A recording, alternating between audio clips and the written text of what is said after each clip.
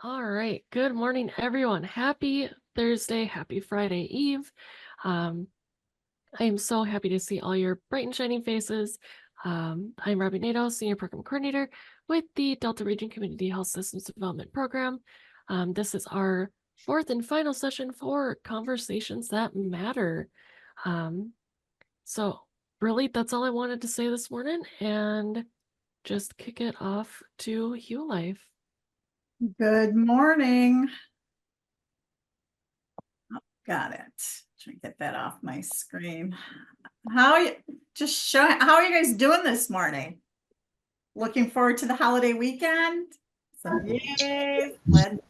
I am actually I am on vacation, but I am sitting here in my thing. I'm on vacation.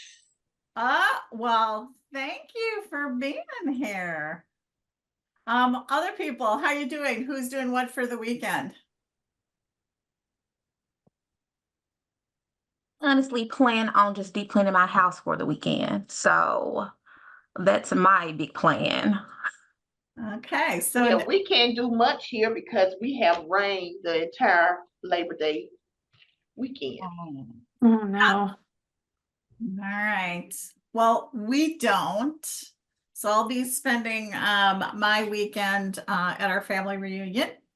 So there will be children there from 4 months to, well, 65. So hopefully no rain for us. All right. So let's get going. Got a lot of practicing to do. Last time we met, we reviewed the framework for conversations that matter yet again. All right, so really understanding that the framework is really intended to facilitate inclusive, collaborative, respectful conversations. Hopefully your experience was that this was a rather naturally engaging framework, right? And again, grounded in the way that we naturally process information. So we talked about that a bit too, right? About we take data in, we have an emotional response to it, we interpret it, kind of consider what our options are, and then we make a decision, right? And so it is really about intentionally following this framework, intentionally following this process to create that space for all those people who show up at all those different levels and to really expand participants' awareness. You know, their perspectives on what other people see, hear, think, what others' experiences are, and how that can impact our decisions moving forward. So our argument with this is that that really does help groups come together in a more cohesive way, to be better informed in the decisions that they make and really kind of build some commitment around those decisions and those actions. So today we're going to briefly review the framework again, and then we're going to have you spend some time facilitating those conversations, and designing those conversations to really further deepen your understanding of the framework. Hopefully this builds some confidence and some comfort with facilitating these conversations. And so that's our hope for you today. With that, we have 4 objectives for our time together. So again, could I get a volunteer to read these out loud, please? I'll do it. Gain confidence in developing rational and experimental aims and outlining the experience participants will have. Learn how an intake form can help you design a focused conversation and gain confidence in using one. Increase skill in designing a focused conversations using the Conversations That Matter framework, and identify opportunities to apply the focused conversation method to community champion responsibilities. Okay, awesome. Thanks, Grayson. So this is what our day is going to look like. We're going to obviously, do some welcomes, some introductions. We're going to again review that Conversation That Matters framework. Do we really believe that repetition, looking at it again, playing with it, designing really helps to build that muscle memory? So we're going to have you design conversations. We're going to take a break. Then we're going to come back and we're going to deliver those conversations. We'll wrap it up with a review and some information from rural health staff, and then we'll be on our way. And with that, let's talk about why we do things the way that we do. So we talked about that objective level, right? And bringing in that data and what that means and how that influences how people react, how they make decisions. And so with that, remember that or understand that we retain about 10% of what we take in auditorily. So what we hear is only 10% of the information that we retain. If we see something, we've got visuals, images, that puts us at about 15% of what we can retain. If we see something and hear something, now we're at about a 20% retention rate. If we do something with the information that we have seen and what we've heard, then we can bring retention and understanding up to about 60%. If we actually have you play with it, practice it, reflect on it, now we're up to about 80% of retention. And if we ask you to teach it back to somebody, that builds your retention and understanding to about 90%. So our goal with you is to help you to hear it, to show it to you so you can see it. We're going to have you practice it. We're going to have you demonstrate it. And hopefully by the time that you guys walk out of here, you're going to feel confident enough to really use this tool. No surprises. And with that, I'm going to turn it over to Travis.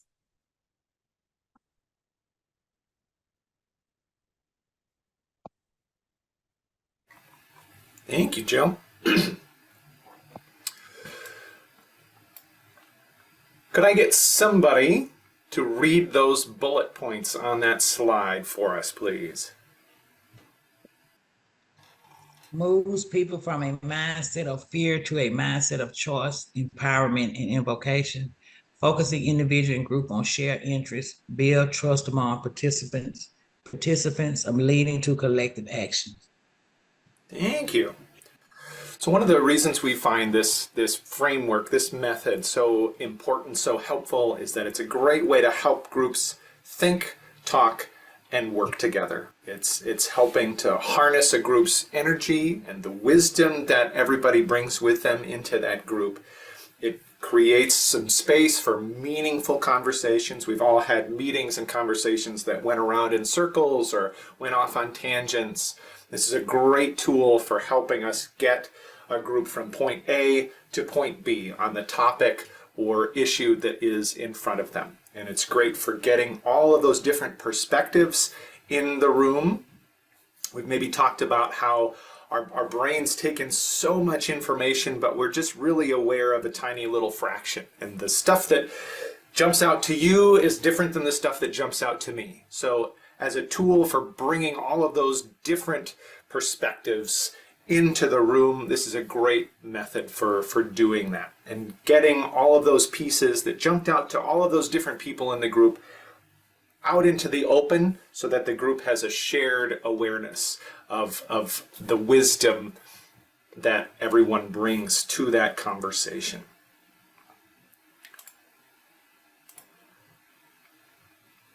We're going to do a quick go around. What's one thing that you remember from Tuesday's follow-up session, from our session on Tuesday? One thing you remember. Anybody can start and then pass to somebody else. I'll start. One thing that I remember is that when creating your rational aim, they shouldn't be questions, but more like statements of what you want to accomplish. And I'll pass it to Stacy. I'll kind of go off what Erica said. So in the however you say the other one, that's, you're supposed to remember this is how you want the participants to feel when it's over. I'm complete. Who do you want to pass to, Stacy? Grayson. Thank you. Stacy kind of took what I kind of honed in on with the piece about making people feel like when you do that rational aim, and I forgot what the other one is. It starts with an E, but experiential. experiential aim. Yes. It's the experience you want them to have. So just think experiential. Right. Yeah. Right. That was the part that really resonated with me. Just making sure that you don't get so caught up in the rational that you forget about that experiential aim as well. Because if they're not walking away feeling, like the point was made and if they feel comfortable with what was said, then you kind of missed the mark. I'll pass to Tabitha. Thank you. Know your crowd when you developing questions. Thank you. Who do you want to pass to? I will pass it to Helena. Thank you. I think the biggest takeaway for me was just leading productive meetings with answering the right questions and using the rational. And under that, the thing that was really to help you to understand that, just the know, the understand, and the decide. And then on the experiential, like what Megan said, just how people feels from that conversation. So, and then another thing I just really did like was just, asking somebody to summarize during a meeting what they went over today. So that just really helps you to understand their level of understanding of what took place in that meeting that day. So I am complete, and I will pass it over to Leah.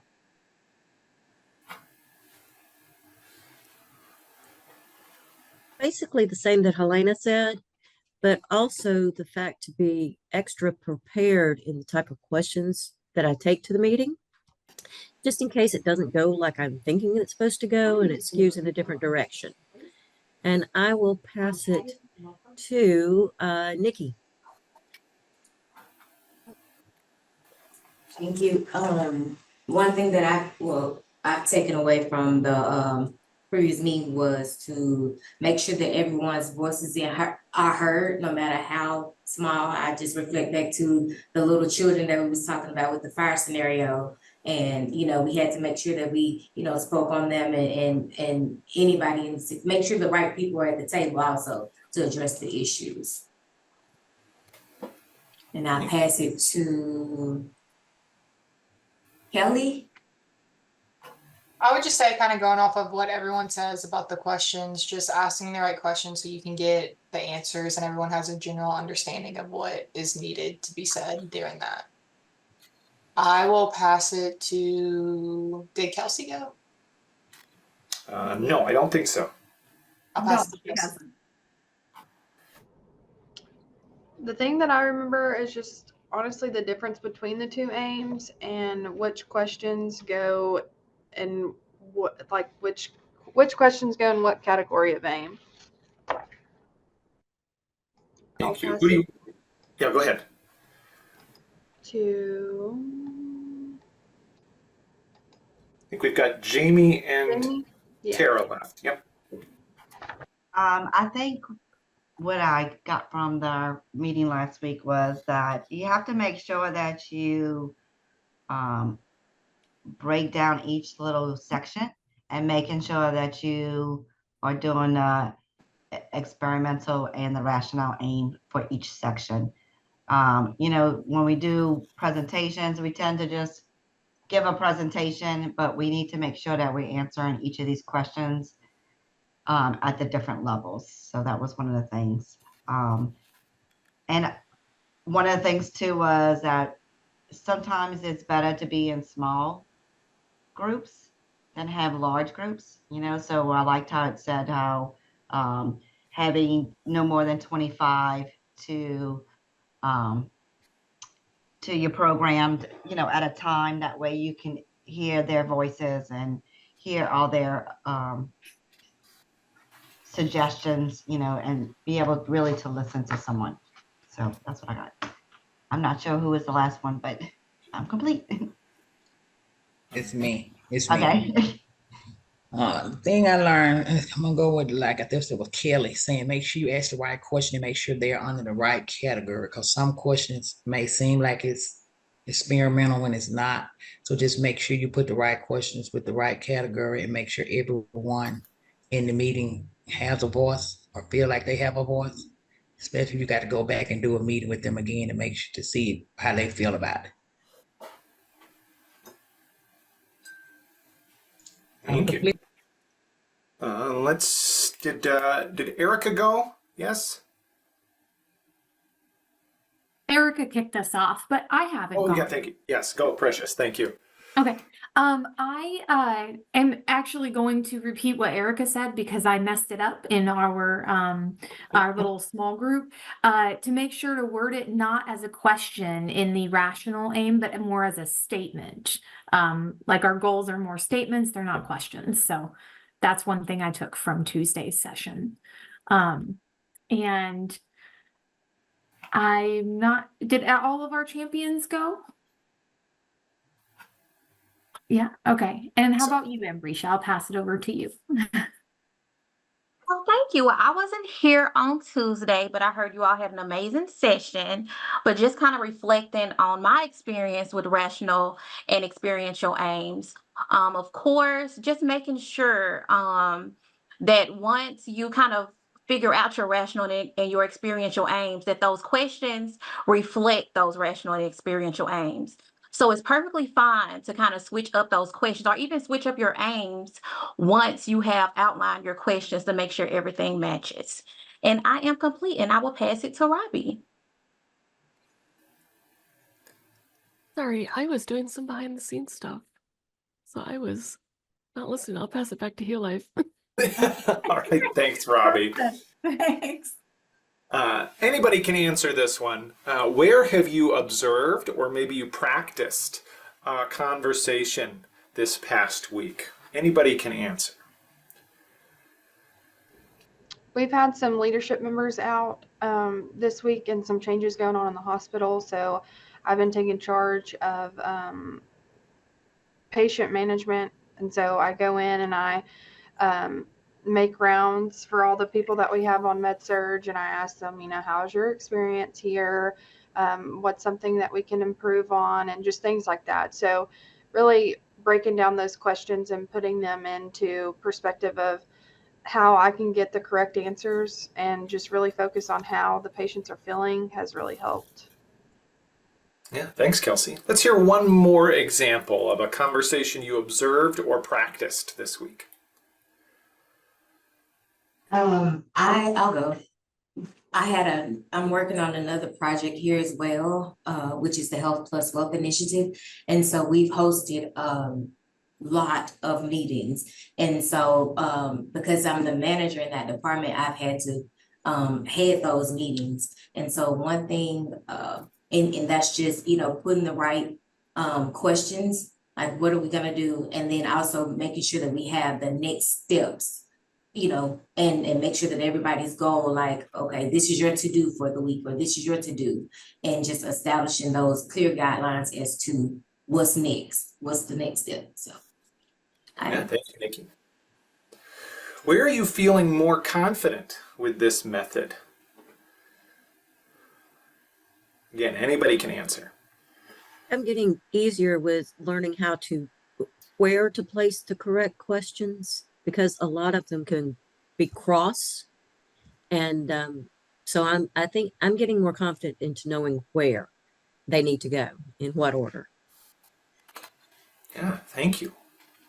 Let's hear one more. Where are you feeling more confident with this method? I think just instead of letting the conversation or the meeting just go all over the board, being able to keep it more focused with those questions. And then, with having those questions, you don't have to worry about having any kind of non-communication going on, because if you ask the right questions, so and bringing it out of people. So Thank you. Let's hear a couple of examples of where you're feeling less confident. Where would you like to be a little bit stronger?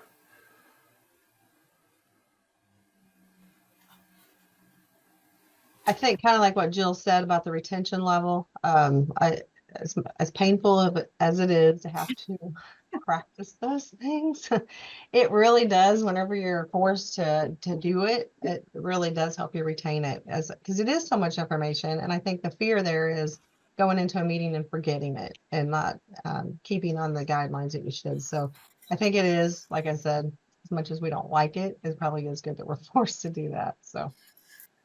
Encouraged. Good. Strong. One more example. Where are you feeling less confident?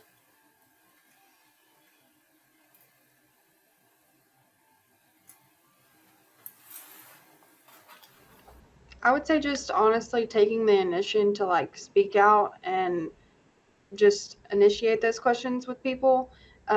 Sometimes you don't always get the response that you need, and then it's kind of hard to carry on that conversation. So just putting yourself out there, I guess. Yeah, thanks, Kelsey. Yeah, so part of why we're doing quite so much repetition and reviewing these concepts is we know that it's a lot of information, and some of it's going to stick and some of it's not going to stick. And so as we move through these sessions with you all, we want to just continue to reinforce some of the basics of this conversation method and give you multiple opportunities to practice. Because as some of you have said, it gets easier the more you do it, and it becomes more natural. And of course, you can always practice these with your friends, your family. It doesn't happen very often, but once in a while, my wife and I will use this to sort of reflect on our day. It's easy to just say, "Oh, how was your day?" And one of us says, "Good," or it was okay. And then we don't go any deeper with the conversation. So once in a while, we try to be more deliberate. We'll say, well, what did you do today? What was a high point and a low point from your day? What's one aha moment or one thing you learned today? And then what's one piece of unfinished business from today that you want to pick back up? And so that leads to a much richer conversation reflecting on our day than just saying, how was your day? And then we move on and go about the rest of our business. So you can always use these with friends and family and colleagues as just an opportunity to practice thinking through this framework.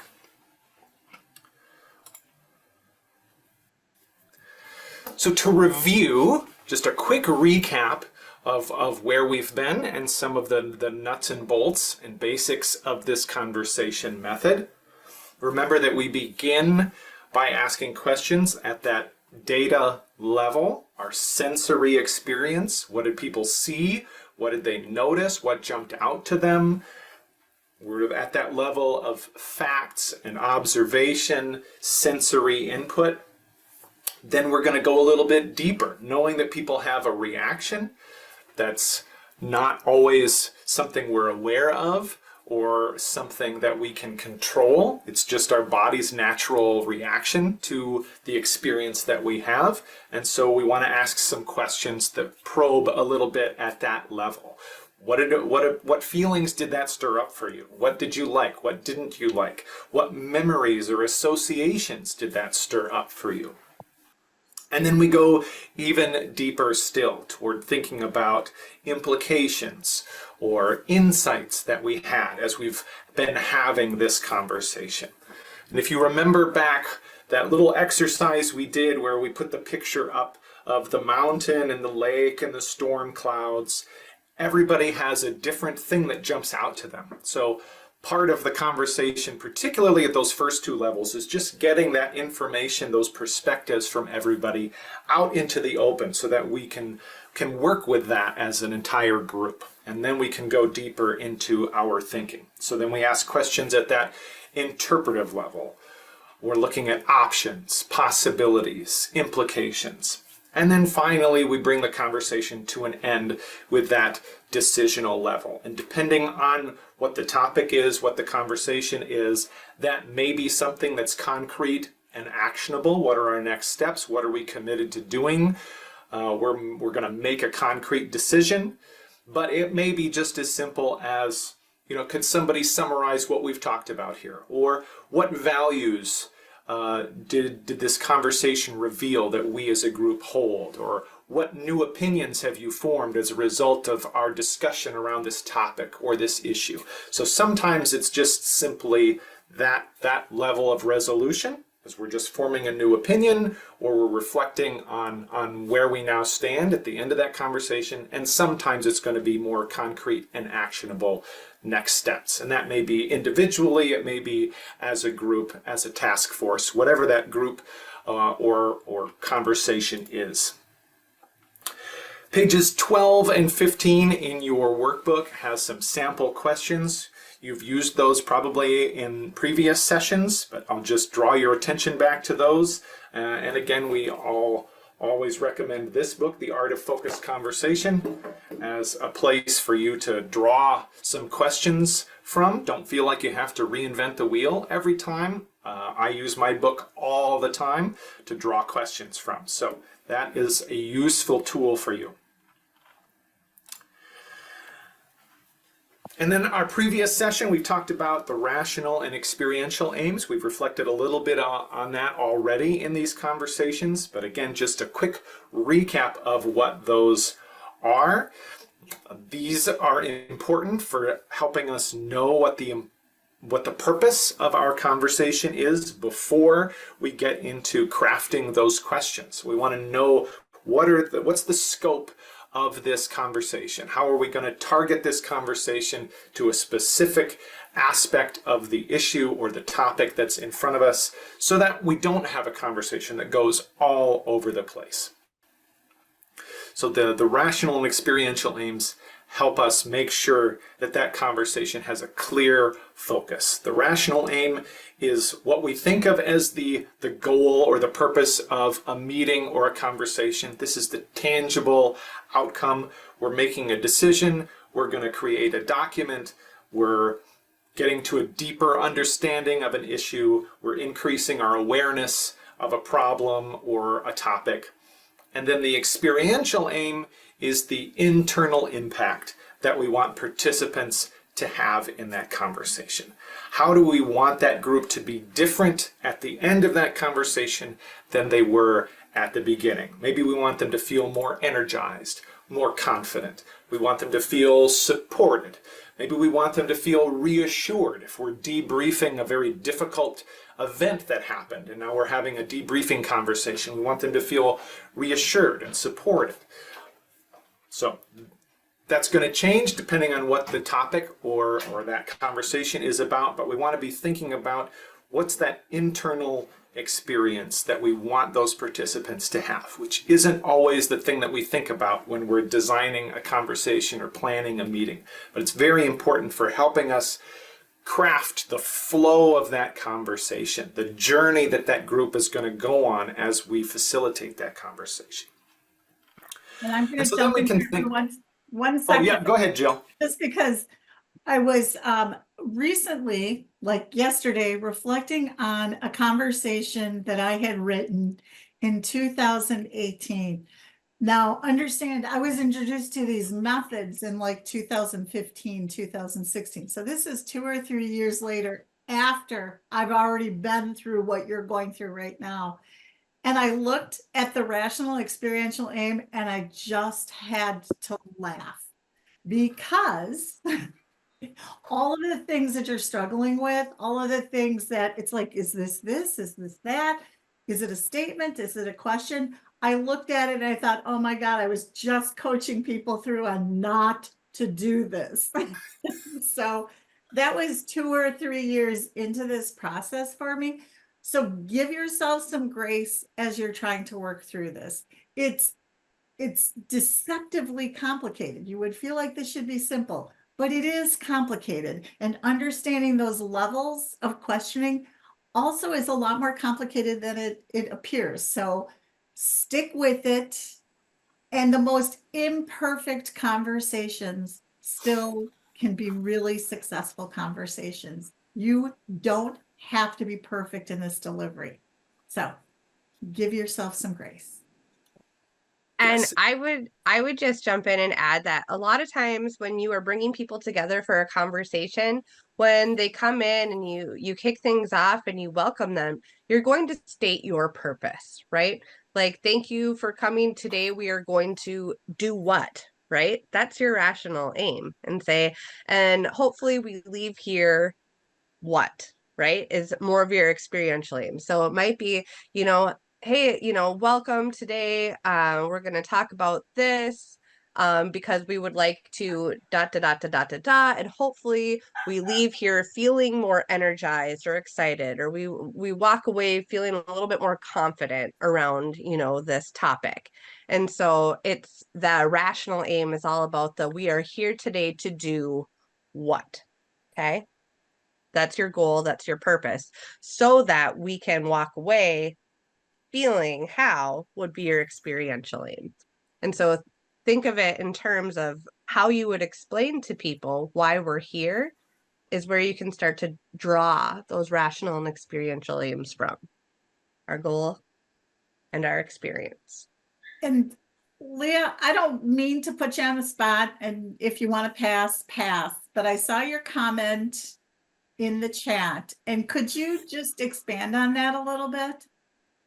Well, Travis has been going through a list of questions and then getting each of us to review what we've learned and what we felt and how we're doing and what we expect to get out of it in the end as well. So this is exactly, he's doing what you're telling us we need to do.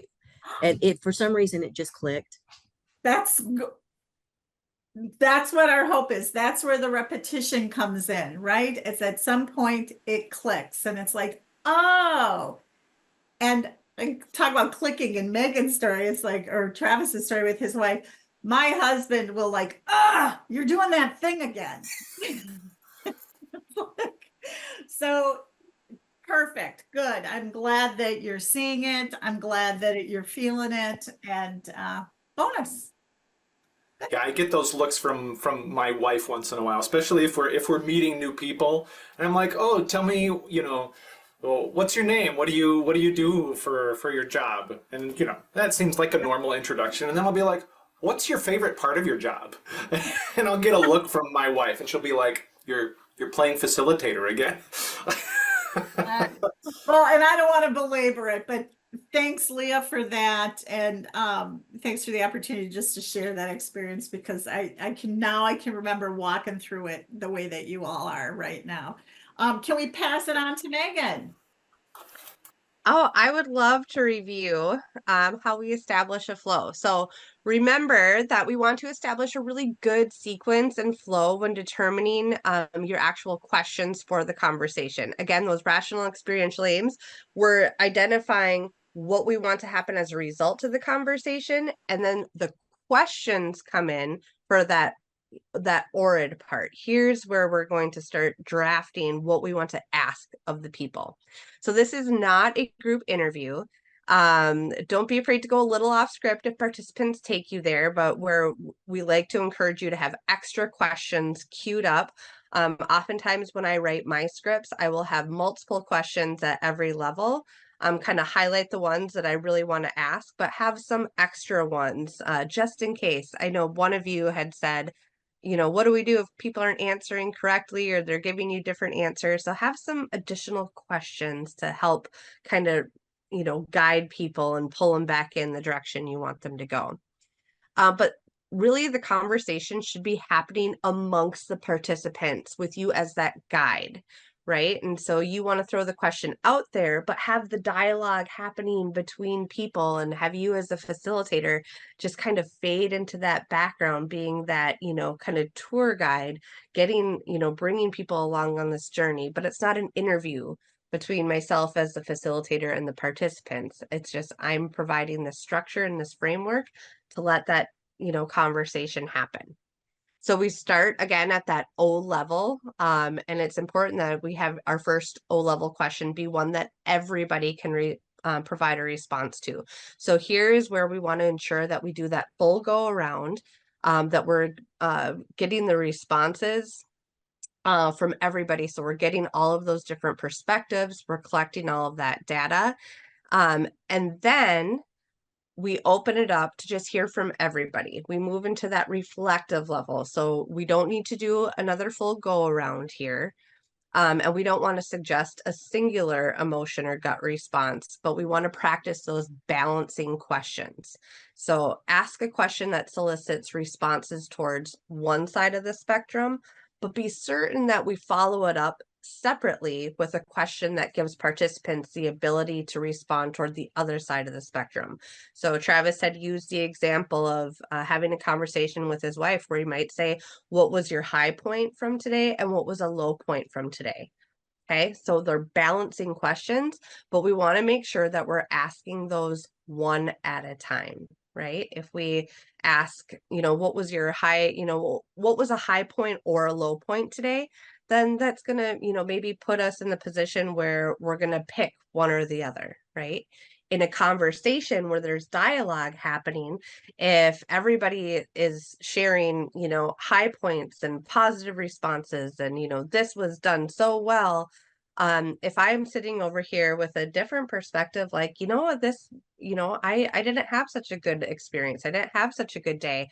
I might be afraid to speak up. I don't want to be the Debbie Downer, right? But if we ask those questions one at a time and really give space for each of those emotions to live equally, then people can contribute to both. It's not one or the other, right? It's they both have a space at the table.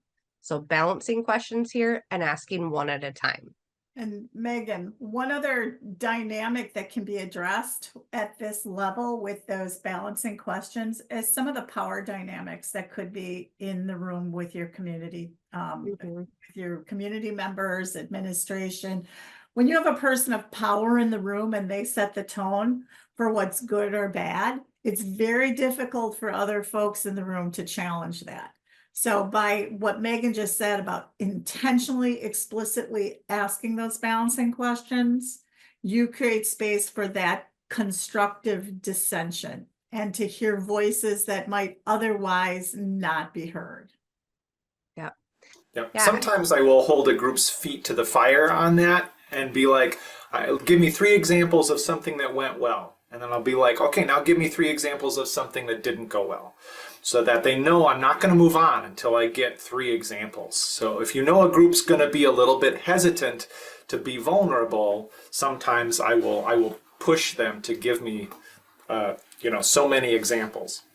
Yeah, we sometimes will also get the question, and you might have covered this a few weeks ago when you met, so stop me if you did, but sometimes people will ask, well, which do you ask first? Do you ask the, more negative, side, low point side questions, or, the more positive side of that spectrum? And go where the energy is with that group. If you are reviewing an event that took place and people are feeling like it went really well and they think it was the greatest event ever, then you probably will want to start by saying, what did we do really well? Where do you have some energy and excitement, right? Because that's really where they're feeling. And once they have an opportunity to share that out, then we can follow it up with, where did we maybe miss the mark? Where did we fall short a little? Where did we have some struggles or challenges despite our, such a great event? What still wasn't quite all the way there. And then on the flip side, if you have people coming into a conversation that are carrying a lot of anxiety and stress, and people are feeling really upset about a certain topic or situation, then we probably don't want to go in there right away saying, like, where do you feel some excitement and energy, right? Because they're not there. Give them that opportunity to vent, to get those emotions off their chest. And after they've had an opportunity to share, then we can flip it around and say, where do we see some silver lining, right? We know that people are feeling challenged and anxious and not very good, but where can we shine some positive light on, where we experienced, something good that came out of this? Okay, so think about the order in which you want to ask those R level questions. So meet them where they are. All right. We then move into the I level questions of our ORID, right? So this is the interpretive level. And this is where we start to analyze and synthesize and even, start to ponder potential implications or applications. Here's where the mind starts to take over. So here we're looking for people to discuss the significance of the data and the people's reactions to it, right? We want that meanings, that significance, that value. This is the level where we get people to ideate and make lists of options, consider possibilities. We then can ask questions that help people discuss the implications of those options and attempt to bring them closer to making those final decisions. So we've brought in the data, right? We've asked those balancing questions to help us really reflect at that more emotional level. And now we get to, start to unpack it. What does it all mean? What are our options? What is the significance of this? What implications lie before us? What are ideas do we have, right? And then finally, we get the group to commit at that D level or decisional level of the conversation. So what conclusion has been reached? What decision will be made? Who is going to be responsible? What are the deadlines? These questions should be about taking action or helping the group to summarize and clarify what's next, right? And sometimes it isn't always that action item, but it's having some resolution. So we feel like we've accomplished something, that we've gotten to that shared awareness or understanding. So one thing that I would like to share about this is you all have completed the Lumina portrait. And so one thing I think is neat about this framework and this conversation that I really appreciate is that we all, based on our personality and how we prefer to engage and interact, should have at some point in this conversation an area that we feel the most engaged, that we really can lean into, right? If we're those people that love data and information and the facts, we're really going to probably lean in at that O level, right? If we're people that really care about how others are feeling and like opportunities to express how we feel about something before we're ready to make decisions, we're going to lean in at that R level, or your participants will lean in at that R level. Those people that are ready to start generating new ideas, brainstorm, think big picture, get creative, are really going to probably lean in a little bit more at that I level. And those that are very action oriented thinking, they like to just, keep things moving. They love the implementation phase of things. Very results focused, are really going to be anxious to get to that D level, and that's where they're going to lean in. So by making sure that we ask questions at each of these levels, there's opportunity for every single person to feel like they've got an area of this conversation that they will find really meaningful and want to really lean in, engage in, and contribute. So it's important that we include all of them. By leaving any of these levels out, we're not going to make well-informed decisions, and we're going to be leaving out some of those individuals. So before we get into actually designing some conversations in small groups, let's just pause and see what, questions have bubbled up for you around the framework itself.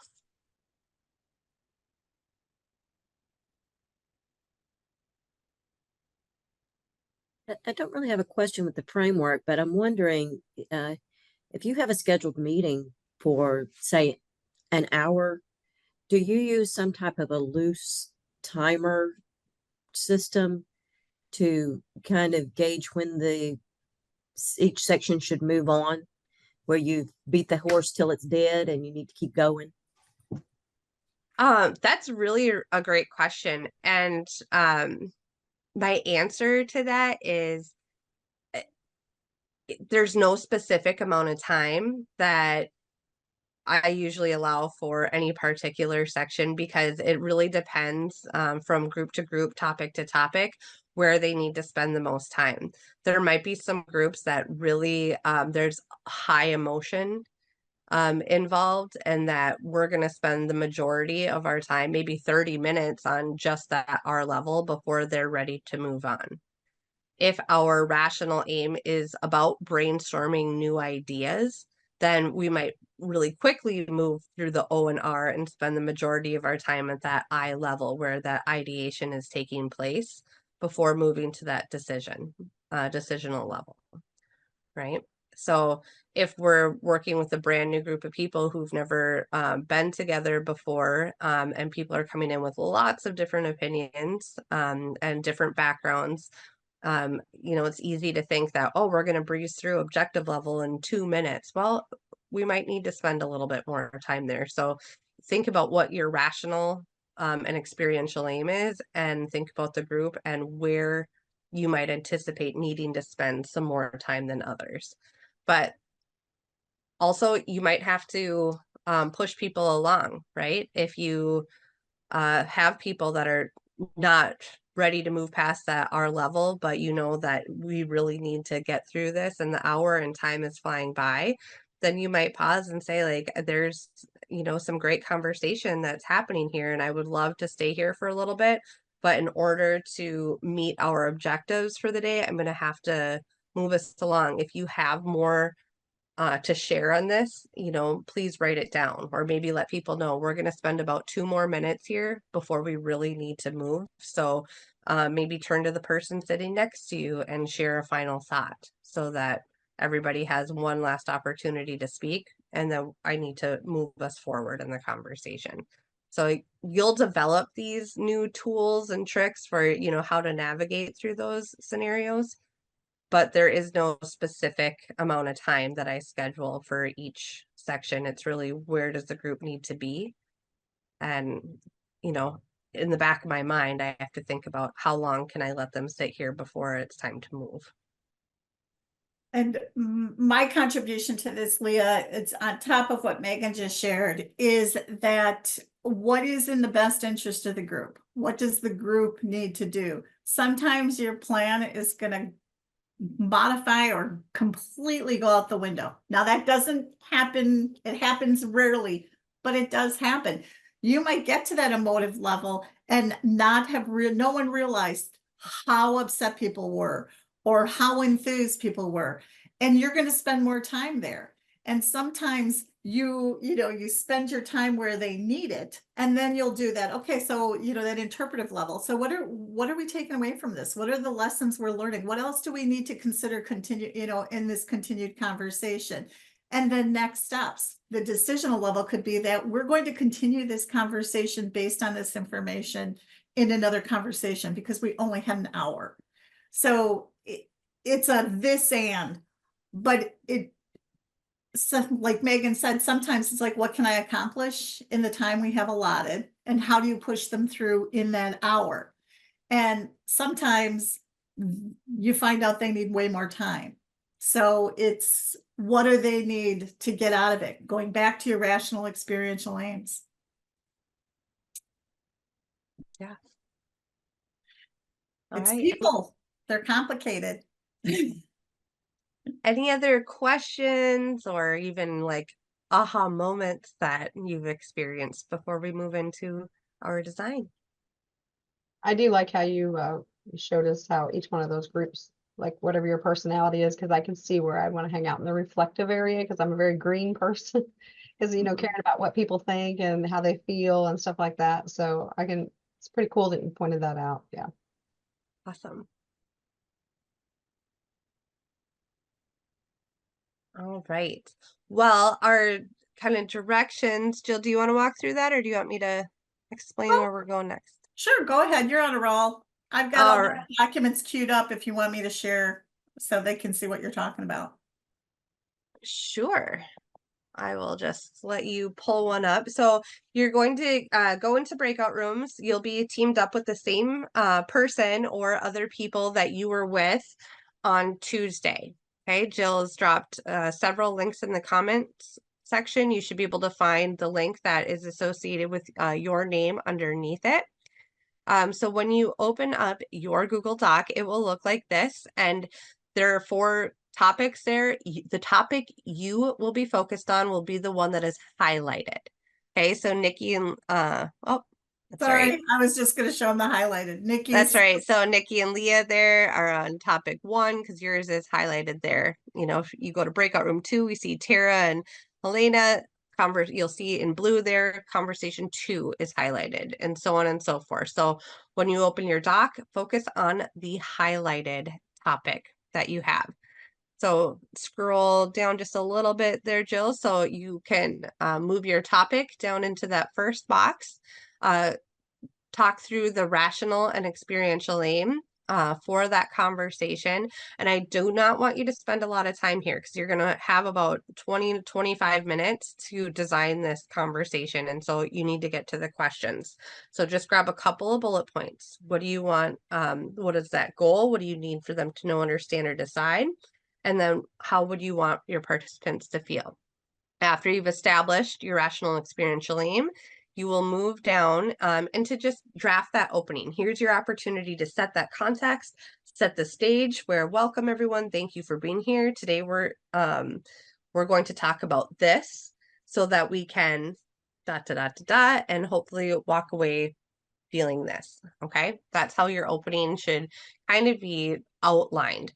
Do not use the words rational and experiential aim in your opening. Okay, do not say, welcome everyone, here's our topic. Our rational aim for today is this, and our experiential aim for today is this. You will confuse the pants right off of the participants that you have in your room when you're out in your communities, right? So just put this into your own words, how you would set that stage. Then you're going to draft your conversation. So go ahead and write that objective level question, remembering we're going to do a full go around at this level. Okay. And at this level is the only place where we say that it's necessary to do that. Then you will move into your R level. Make sure that you ask balancing questions at that R level. Get in 1 or 2 probably I level questions, and then follow up with that decisional level at the end. And then simply just thank you for being here. Thank you for your contributions. Okay. As you are designing this, there are some sample questions that are on the right-hand side of your worksheet that you are more than welcome to use any of those. You can modify them if they're close, but not quite there. In pages 12 through 15 of your workbook, there are lots of sample questions that you can reference as well. And most of you, I believe, should have the Art of Focus conversation book. And so you can look in there as well if you want some more ideas for questions that you can use. So lots of opportunity, but again, you'll have about 20 minutes to fill this out, and then in your group, decide on one person who will practice facilitating that conversation. Okay. After we are done, let's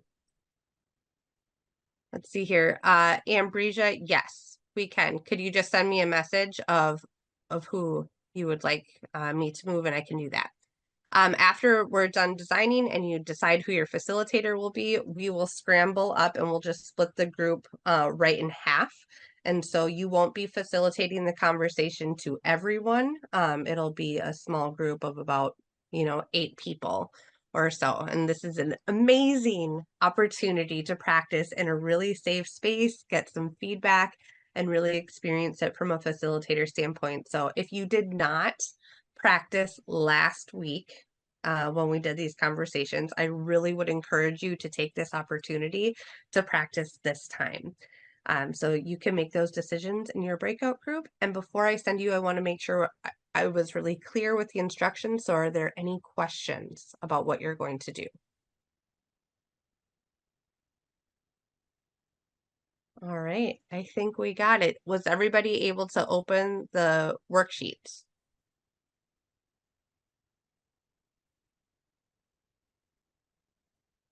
I'm seeing yes, nobody's okay.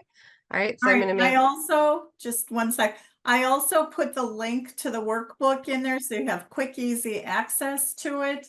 And the sample questions in the workbook start on, go from page 8 to page 11. So again, between the Art of Focus conversation, the worksheet that you have that has the prompts on the right-hand side in each column, and the workbook, you should be perfectly set to go. Don't overthink it, like Megan said. It's all there for you. Right. So we will start you off with 20 minutes and then see where you're at. So don't spend too much time on the top part. Make sure you get questions drafted at every level and ping us if you have any questions. So have fun designing your conversations all.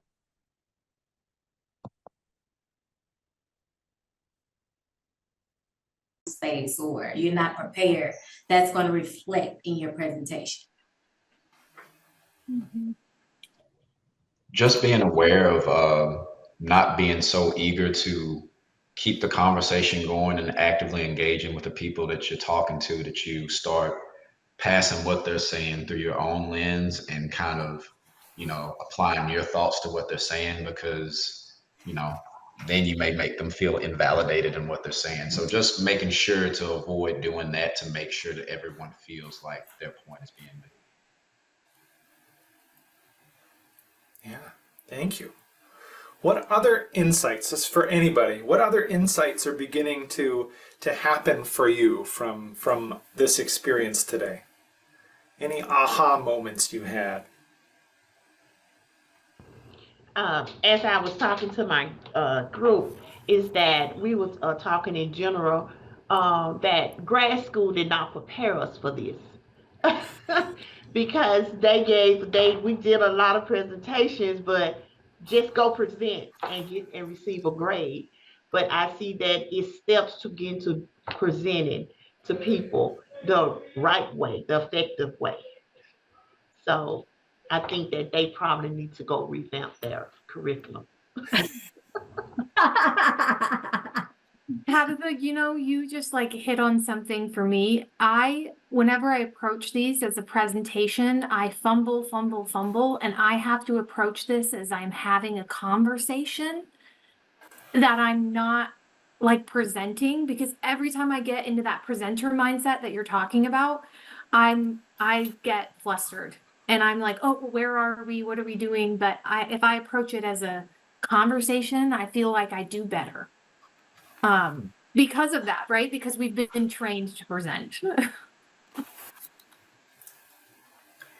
Yeah, thank you, Precious. I think one thing that Megan called out that was really like, whenever you're facilitating or whatever, and you're waiting for, ask a question and nobody says anything to, she explained the whole crockpot microwave thinkers. And so just to be able to, I try to rush through it sometimes thinking, okay, there's silence, nobody wants to mention anything. So you move on or whatever. So I think just waiting for, giving people time to process the question and to give their feedback. I think that was a really good call out. I think the difference between a facilitator and a participant was key for me today, because I want to participate a lot instead of hanging back. Thank you. Now thinking about your whole experience throughout all of these sessions thus far, what do your thoughts keep coming back to?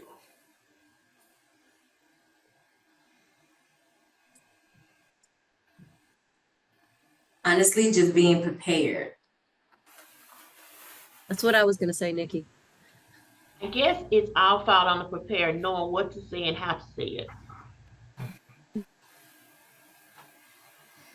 Thank you.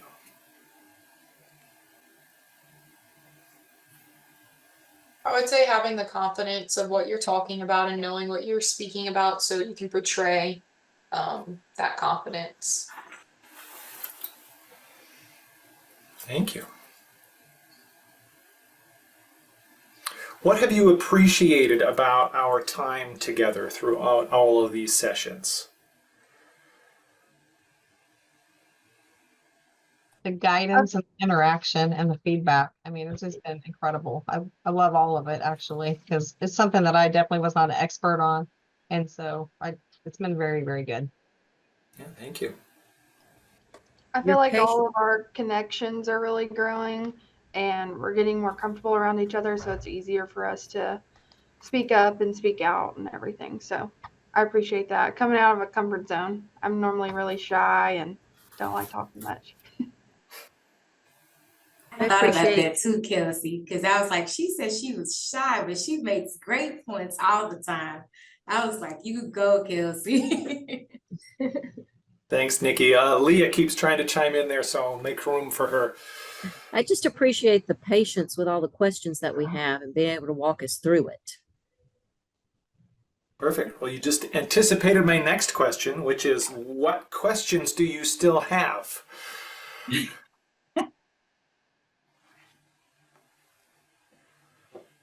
Do you have a few months to sit over there? Because I'm sure they're going to come up. You can always reach out to Jill or Megan or I or any of the your colleagues who have been through this training before. You've got fantastic resources there to lean on. So if you can't think of a question right now and stuff bubbles up for you later, you can always reach out with those.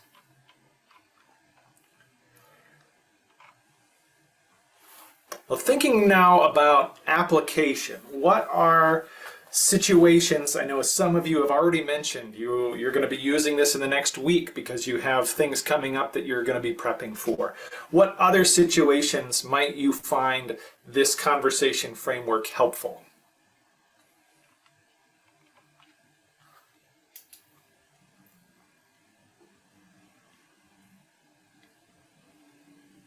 And it doesn't just have to be at work. And I think the possibilities are endless, honestly. Just anytime you engage with anybody, whether it's, in the community or, whether it's on a personal level or anything. I mean, just any kind of interactions you can use these, because I honestly never thought about asking questions, and it's more of just a conversation, but and the way you ask the questions, I love that, especially like you and your wife and the questions you ask and stuff. So it's good.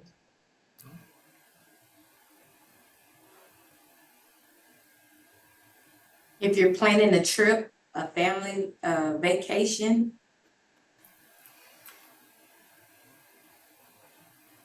doctor's appointments. Yeah, thank you. What is your immediate next step to help you be more ready, more confident to go back and to facilitate these conversations? What's going to be your next step?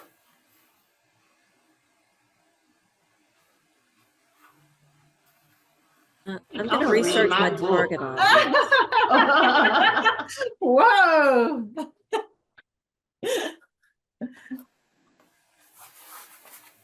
Had a bunch of you all chiming in there at once.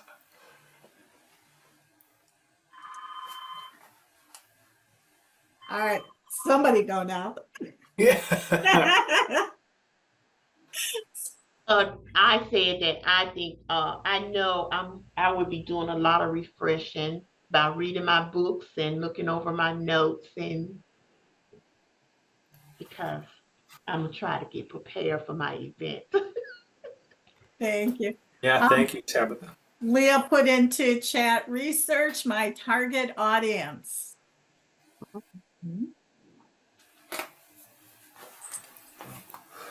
Create mock conversations and practice. Yeah. So don't forget, we practiced again designing conversations and practicing them, but don't forget about really, circling back to, practice creating those rational and experiential aims will be helpful. And remember that amazing tool that Karen walked you all through and that we practiced doing, that full intake form. So the conversation is just one part of it, but some of that struggle is we don't have enough information, right? To, feel like we can effectively design a conversation. Go back to the intake form that you were introduced to, to establish those rational experiential aims. There's questions in there about your audience, how much time you have, where you're going to be, how many people are going to be there, what is those objectives, and then we can start really getting into drafting some great questions and conversations. But do that pre-work. Put that thought into it. Be intentional. And the other thing that really stood out to me, sitting with Nikki and Jamie, was how contagious their positive, affirmative delivery was. And we talked about when and how much, but setting the tone with that, opening, positive, and then the responses that they received back from the group is pretty typical, right? I know we go into this thinking, this is kind of scary. What if people don't talk? What if this? What if they're angry? What if they're that? Generally speaking, people are incredibly gracious and kind. And so what you experienced from your participants here is typically what I think you can expect from most conversations. Not always, there's tough conversations we have, but leading with that really open, embracing, affirmative position stance was, I thought, very effective.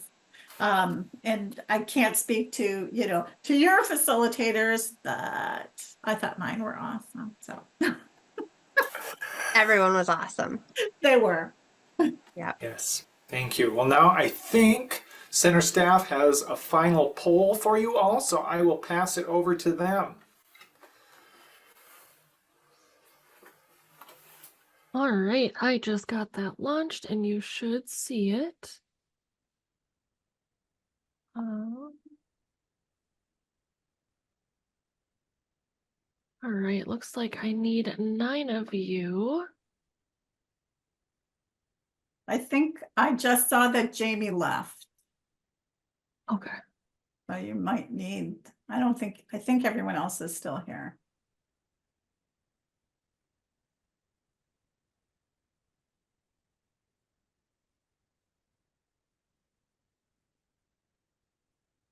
So I'll give it a few more seconds and then I will share my screen.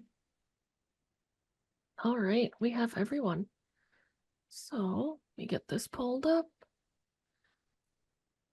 Again, thank you for being here today. It's greatly appreciated, and I hope that this has been incredibly valuable information for you. And just some upcoming program activities. September 10th and 12th, we have our post-learning review mandatory Q&As. If you don't have those on your calendar, let us know ASAP, and we will get that out to you. The 16th and 17th is the Grant Writing Institute in New Orleans. I will not be there for that piece, but I'll see you on the September 18th and 19th for the Fall Summit. And that is through all of September. And then you have a couple Connect events coming up next week. So again, we have Q&A work times on Thursdays at 9. Stop by with any questions if you want to practice anything. We are happy to help and be there for you for that. And then I'm just going to chime in yeah. here with just 2 additional opportunities for the champions. So next Tuesday on the 3rd, we will have a Cancer Communication Toolkit Discovery Conversation. So we are in the process of making a cancer communication toolkit that will be available for all of our champions and all of our organizations. So your input is definitely wanted. So if you all are available, please hop on. Also, we will have another Q&A session on the 5th, and it is for reimbursement for travel. So if you have any questions about that process, we will have somebody from our accounting department on to kind of walk you all through the process of being reimbursed for your travel for grant writing and also for the summit as well. Thank you, Ambrosia. I forgot to put those on the slide. I appreciate that though. And then just connecting and introducing yourself to your partners in your community. Just keep going, saying hello, how's it going? This is my role. Just a reminder to join all of our learning collaboratives and boot camps via personal computer to ensure full participation. It was great to see you all today on your computers. And if you have any questions, comments, or concerns, here's all of our team's contact information. I am also putting into the chat an evaluation. We just want to know what you thought of these last 2 sessions for an overall evaluation for the program.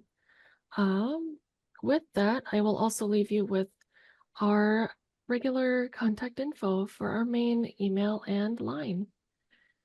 And that is all I have. Well, thank you all. We want to thank you for your engagement over the last 4 sessions. We look forward to seeing you all hopefully next week and definitely at the summit. And if you all have any questions before then, please reach out to anybody on the team. And you all have an extra 9 minutes back into y'all's day. Thanks, everyone. Bye, y'all.